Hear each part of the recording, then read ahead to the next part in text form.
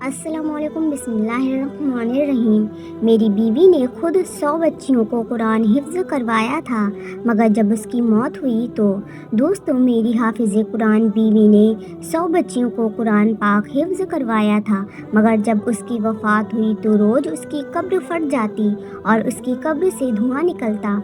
मैं रोज़ अपनी बीवी की नई कब्र बनवा कर आता। लोग पूछते कि इसने कौन सा गुनाह किया था जिसकी इसे सज़ा मिल रही है। मैंने अपनी सास और साली से पूछा तो मेरी साली रोते हुए मुझे अपने कमरे में ले गई और कमरे का दरवाज़ा बंद करके उसने मुझे एक ऐसी चीज़ दिखाई कि मेरा कलेजा फट गया। क्योंकि मेरी बीवी दोस्तों, आज हम इसी मौजू पर बात करने वाले हैं। आपसे छोटी सी गुजारिश है कि वीडियो को लास्ट तक ज़रूर देखिएगा और हमारे चैनल को सब्सक्राइब ज़रूर करें।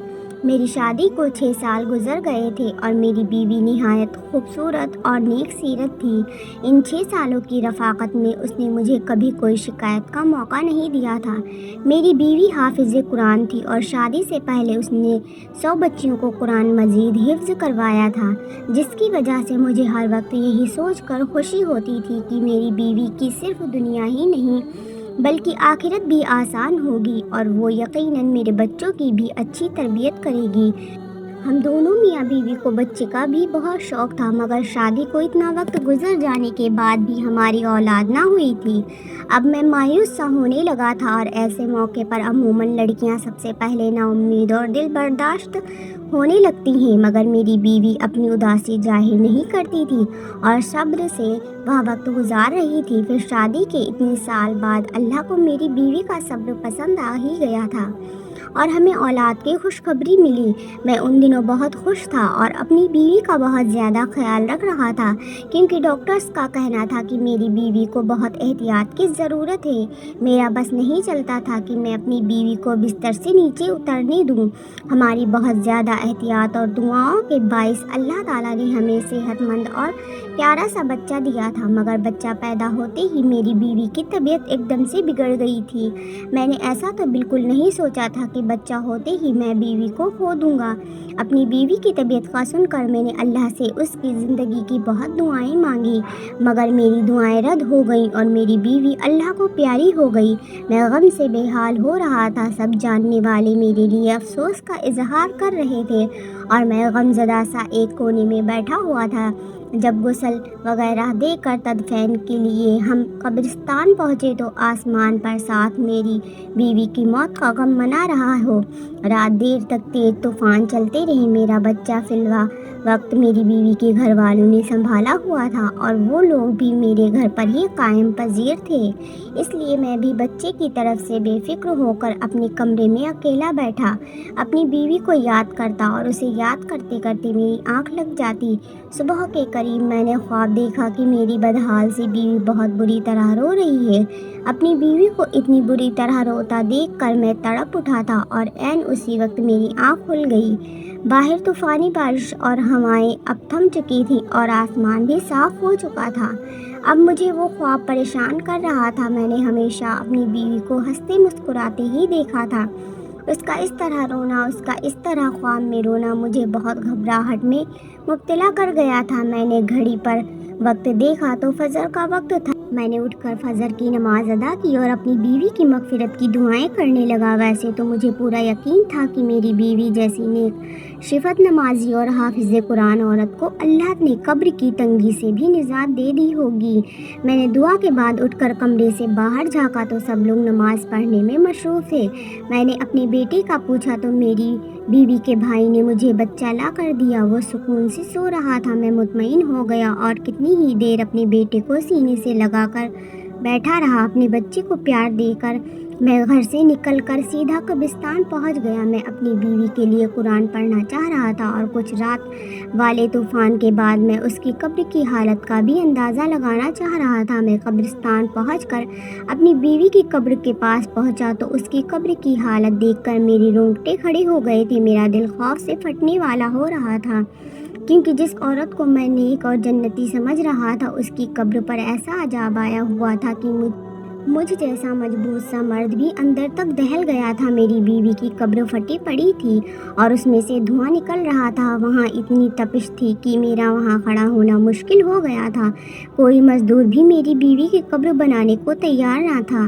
बड़ी मुश्किल से मुझे एक मजदूर मिला जिसने मुझसे 4 गुना ज़्यादा पैसे लिए और मेरी बीवी की कब्र पर मिट्टी डाल दी।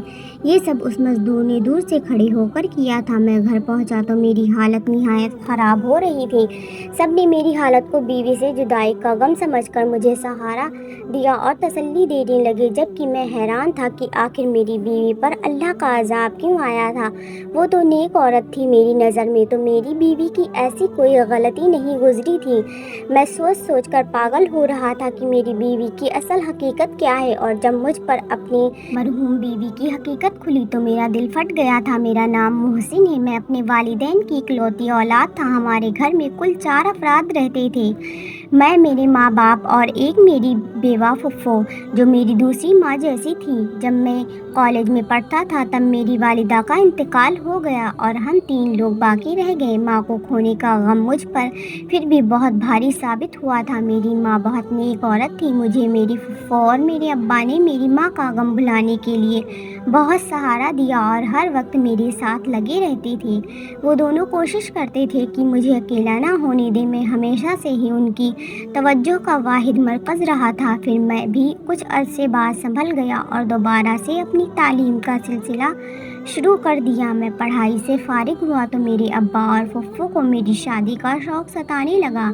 मैंने हामी भरी तो ज़ोरों शोर से मेरे लिए लड़की तलाश की जाने लगी। तब मेरी फुफ्फो को अपने मरहूम शौहर के ख़ानदान में एक लड़की का ख्याल आया जिससे फुफ्फो का काफ़ी मिलना जुलना रहता था। उन्होंने हमें बताया कि वो लड़की कम उम्र से ही है, बहुत संजीदा और नेक थी। उसके वालिदैन नहीं थे और वो 2 बहनें थीं और सिर्फ एक छोटा भाई था। उसने बहुत बहादुरी से हालात का मुकाबला किया था और अपने दोनों बहन भाइयों को अकेला पाला था। हालांकि वो खुद बहुत बड़ी नहीं थी।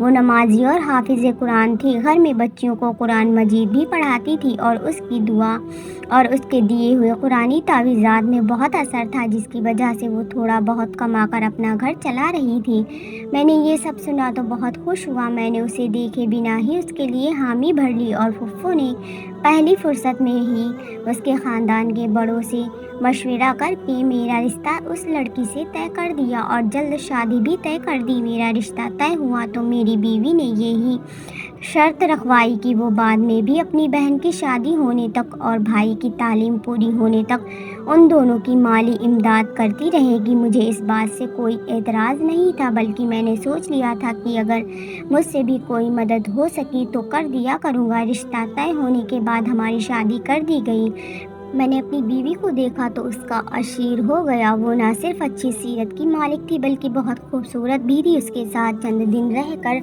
ही मैं उसके बहुत करीब हो गया था। वो हमेशा दूसरों की मदद करने को तैयार रहती थी। मेरी बीवी ऐन मेरी फुफ्फो की बताई हुई बातों की जैसी ही थी।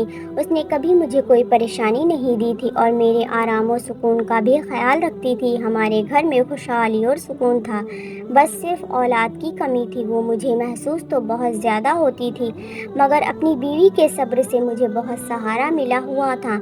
हमारी शादी के तीसरे साल ही मेरे अब्बा वफ़ात पा गए थे। अपने अब्बा की वफ़ात और अपनी बेऔलादी ने मुझे कुछ ज़्यादा ही बेसुकून कर दिया था। मेरे अंदर सब्र और शुक्र ख़त्म होने लगा था। ऐसे में मेरी बीवी थी जो मुझे हर वक्त अल्लाह की मेहरबानियाँ और नेमतें याद दिलाती थी। वो मुझे सब्र की तलकीन करती रहती थी। मैं हैरान था कि वो एक लड़की होकर मुझे हौसला दिया करती थी। हालांकि हमारे ख़ानदान वालों ने हमारा जीना मुश्किल कर रखा था कि हमारे औलाद क्यों नहीं हो रही, और मेरी फुफ्फो तो उठते बैठते ठंडी आहें भरने लगी थी और मेरी बीवी को बातें सुनाने लगी थी, यूँ जैसे ये सब मेरी बीवी के हाथ में हो। मैं अपनी फुफ्फो को समझा कर थक चुका था।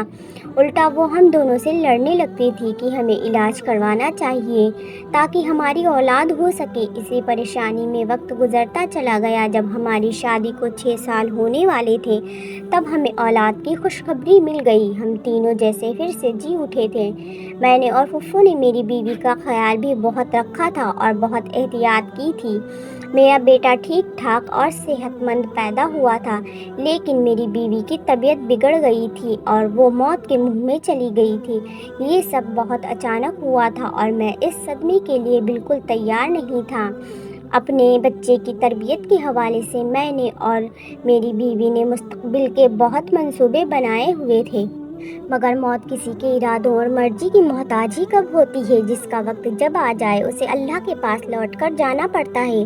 مگر اپنی بیوی کی قبر کی اب تک حالت کی اور اس پر آیا جا مجھے دھچکا پہنچا گیا تھا۔ ہر مشکل حال میں بھی میں نے اپنی بیوی کو صابر و شاکر دیکھا تھا، مجھے ڈھونڈنے سے بھی کوئی خامی نظر نہیں آتی تھی۔ میں اتنا تو جانتا تھا کہ اللہ ناانصاف نہیں ہے، ایسا تو ہو ہی نہیں سکتا کہ میری بیوی کی حقیقی اعمال سے اللہ ناواقف ہو۔ مجھے حیرت اور صدمہ تھا کہ میں اتنا عرصہ اپنی بیوی کے ساتھ رہ کر بھی اسے جان نہیں پایا تھا۔ مجھے دکھ یہ بھی تھا کہ اگر میری بیوی کوئی گناہ کر بھی رہی تھی تو کاش مجھے پہلے پتہ چل جاتا تاکہ میں اسے اس گناہ سے روک لیتا اور اس عذاب سے بچا لیتا۔ میں پچھتاوے میں مبتلا تھا۔ گھر میں ان دنوں کیا چل رہا تھا اور میرے بیٹے کو راتوں کے وقت کون سنبھال رہا تھا، مجھے کچھ خبر نہیں تھی۔ میں بس اپنی مرحوم بیوی کے لیے بے چین رہتا تھا اور اللہ سے اس کی مغفرت کی دعا کرتا رہتا تھا۔ ایک روز پھپھو اچانک میرے پاس آئیں اور سنجیدگی سے بولی کہ انہیں مجھ سے ضروری بات کرنی ہے۔ میری پھپھو نے مجھ سے جو بات کی وہ مجھے ایک دم غصہ دلا گئی تھی۔ میری بیوی کو مرے ابھی بمشکل 20-21 روز ہوئے تھے کہ میری پھپھو میری دوسری شادی کرنا چاہ رہی تھی۔ میں پھپھو سے ناراض ہونے لگا کہ انہیں میری مرحوم بیوی کا احترام کرنا چاہیے اور کم سے کم اتنی جلدی مجھ سے شادی کی بات نہیں کرنی چاہیے تھی، جبکہ میں ابھی صدمے میں تھا۔ پھپھو نے تحمل سے میری ناراضگی دیکھی اور پھر مجھ سے کہنے لگی کہ وہ بوڑھی ہو گئی ہے، اسی لیے مجھے یا میرے بیٹے کو نہیں سنبھال سکتی۔ انہیں بھی میری بیوی کی موت کا دکھ تھا۔ جب میں نے پھپھو کی ان باتوں کا کوئی بھی اثر نہ لیا تو پھپھو نے مجھ سے کہا کہ بیٹا ٹھیک ہے، تم اپنا بیٹا خود سنبھالو یا پھر اپنا بیٹا اسی کو دے دو جو اسے دن رات ماں کی طرح سنبھال رہی ہے۔ میں پھپھو کی بات پر حیران ہوا تھا کہ میرا بیٹا کون سنبھال رہا تھا، کیونکہ میرے اندازے کے مطابق تو میرے بیٹے کو پھپھو ہی سنبھال سکتی تھی۔ مگر جب میں نے یہی سوال پھپھو سے کیا تو ان کے جواب نے مجھے بالکل لاجواب کر دیا تھا۔ پھپھو نے بتایا کہ میرا بیٹا اتنی روز سے میری مرحوم بیوی کی چھوٹی بہن سنبھال رہی تھی، پھر وہ چاہتی تھی کہ میں اپنی بیوی کی چھوٹی بہن سے نکاح کر لوں تاکہ میرے بیٹے کو ماں کا پیار ملتا رہے اور ہمارا گھر بھی سنبھل جائے۔ میں پھپھو کی بات ماننے کو تیار نہیں ہو رہا تھا۔ میں اپنی بیوی کی جگہ کسی کو دینے کے لیے ابھی تیار نہیں تھا، مگر پھپھو کا دن بدن مجھ پر زور بڑھتا جا رہا تھا۔ وہ ہر دن مجھے میرا بیٹا دکھاتی تھی جو نہا دھو کر بالکل صاف ستھرا ہوتا تھا۔ پھپھو کی ضد تھی کہ میں بیٹے کی خاطر اپنی بیوی کی بہن سے نکاح کروں اور اسے ہمیشہ کے لیے اپنے گھر میں رکھ لوں۔ میں نے اپنے کام پر جانا شروع کر دیا تھا۔ میں سارا دن گھر سے باہر رہتا اور واپس آ کر خاموشی سے پھپھو کی ضد سنتا۔ ایک روز پھپھو نے مجھے بتایا کہ میرا سالہ ملک سے باہر جا رہا ہے۔ میں چونک گیا۔ مجھے میری بیوی اپنی زندگی میں ہی بتا چکی تھی کہ اس کے بھائی کی تعلیم مکمل ہو چکی ہے اور وہ نوکری کے لیے ملک سے باہر جانا چاہتا ہے۔ میری بیوی کوشش میں تھی کہ اس کے بھائی کے باہر جانے سے پہلے اس کی بہن کی شادی ہو جائے تاکہ وہ بعد میں اکیلی نہ رہ جائے، مگر اسے کوئی مناسب رشتہ نہیں مل رہا تھا۔ اب اپنی بیوی کے بھائی کے باہر جانے کا سن کر مجھے اس کی بہن کا خیال آیا تھا۔ تب میں فکر مند ہو گیا اور اب مجھے خیال آ رہا تھا کہ اگر میں مزید انکار کروں گا تو میری سالی میرے بیٹے کو سنبھالنے کے چکر میں ساری عمر کے لیے کنواری بیٹھی رہ جائے گی یا پھر اس کی شادی کر دی جائے گی اور میرے بیٹے کو سنبھالنے والا کوئی نہیں ہوگا، کیونکہ پھپھو تو واقعی بیمار اور کمزور ہو گئی تھیں اور ان کی بینائی میں بھی کمی ہوتی جا رہی تھی۔ میں سوچ سوچ کر پریشان ہونے لگا اور تھک ہار کر میں نے اپنے پھپھو کی بات ماننے کا فیصلہ کیا اور ایک روز کام پر جانے سے پہلے پھپھو کو جواب دے دیا کہ وہ جیسا چاہتی کر لیں، مجھے کوئی اعتراض نہیں ہے۔ मेरे जवाब ने मेरी फुफ्फो को खुशी से निहाल कर दिया था। मेरे जाते ही शायद उन्होंने पीछे तमाम तैयारियां शुरू कर दी थी। मैं जैसे ही कान से शाम के वक्त वापस आया, देखकर हैरान रह गया कि फुफ्फो ने मेरे निकाह की सारी तैयारियां मुकम्मल कर ली थी। मैं तो वैसे भी इस बात के लिए खुद को राज़ी कर चुका था। तभी मैं खामोशी से निकाह ख्वाह के सामने बैठ गया और अपनी बेटी की खातिर ये निकाह कर लिया। निकाह के बाद मैं उदास था, अपने कमरे में बंद हो गया था। मुझे परेशानी थी कि ना जाने मेरी ये दूसरी बीवी अपनी बड़ी बहन की तरह समझदार और खुशमिजाज थी या नहीं, और ये भी कि ना जाने वो मेरा घर कैसे संभाल पाएगी। मुझे नहीं लगता था जैसे मेरा दिल अपनी पहली बीवी से मुतमईन था वैसे दूसरी बीवी से भी कभी मुतमईन हो पाएगा।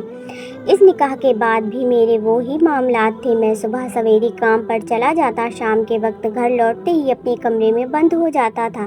मेरी दूसरी बीवी ने खामोशी से मेरा हर काम संभाल लिया था। मेरा कमरा भी अब बिल्कुल साफ सुथरा रहने लगा था। ना चाहते हुए भी मेरा दिमाग इस बात को सोचने लगा था, और अजीब बात तो ये थी कि मैंने आज तक अपनी दूसरी बीवी को देखा तक नहीं था। मैं नहीं जानता था कि वो कैसी लड़की है, क्योंकि मेरी पहली शादी पर भी उसने मुझसे पर्दा किया था। क्योंकि मेरी बीवी दीनी मामलात की सब समझ रखती थी, इसलिए उसने अपनी बहन का मुझसे पर्दा करवाया था, और वो पर्दा आज भी उसी लड़की से निकाह हो जाने के बाद भी कायम था।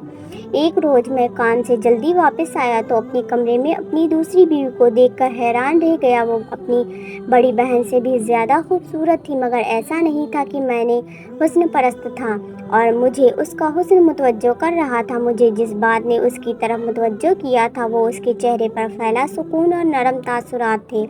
उसे देखकर मुझे ऐसा लगा कि जैसे वो अपनी बहन की मौत से भी खुश है और मुतमईन हो। मैं ये बात सोचते ही अजीब कैफियत में गिर गया था।